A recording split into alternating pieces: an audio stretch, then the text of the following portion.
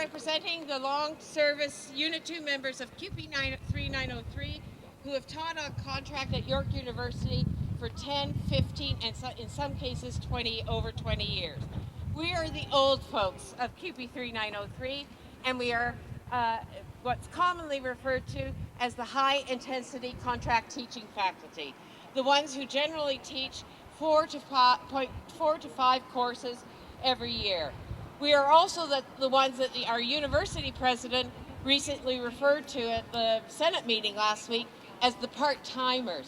And I'm here today to say that there is nothing either part-time or temporary about the work we do and have done over the years at the university. This is a myth that is used and perpetuated simply to justify paying us less, and it's used to justify gross structural inequality within York University. I started at York University in the early 90s when the first of the neoliberal cuts hit the universities in Ontario. There were very few tenured jobs in those years. This past September marked the beginning of my 16th year at York University, so I'm hardly what you would call temporary. I have taught over 20 courses in those 16 years and developed 20 courses, including 3 graduate courses. I teach every year 4 courses, including 2 large first and second year courses with over 500 graduate students. I supervise TAs who run 19 separate tutorials, as well as I teach upper level courses with students with 35 in each course. I am also this year acting coordinator for the Foundations program in the Division of Social Science at York University, an administrative position which oversees training for teaching assistants who run the Foundation tutorials. Now this all sounds pretty privileged, right?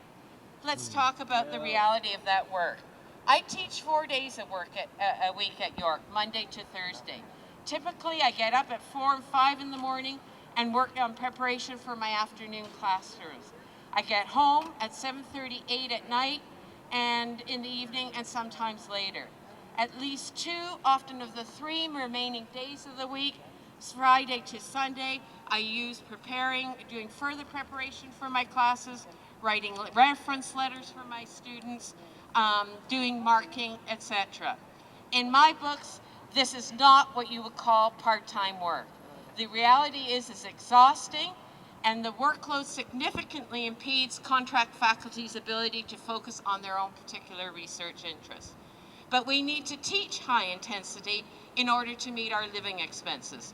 Especially, in my case, I am still hitting my mid-50s, paying off my student loans. By the time I hit 55, I will have just finished paying my student loans. These were debts incurred as a student at University of Toronto.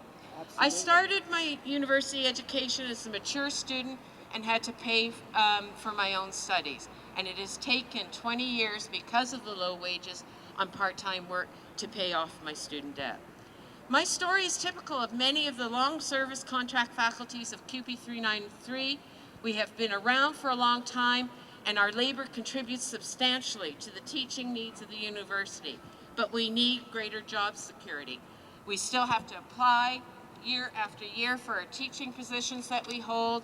We never know from year to year what exactly we will be teaching. York University prides itself on an image as a progressive university committed to equality and equity and social justice.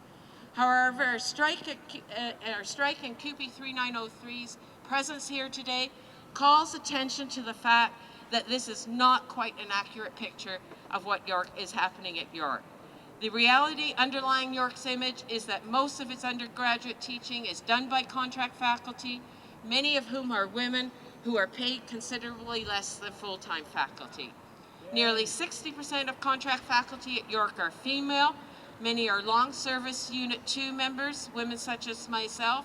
There's a quarter of our membership is women of color, and 15% are people with disabilities.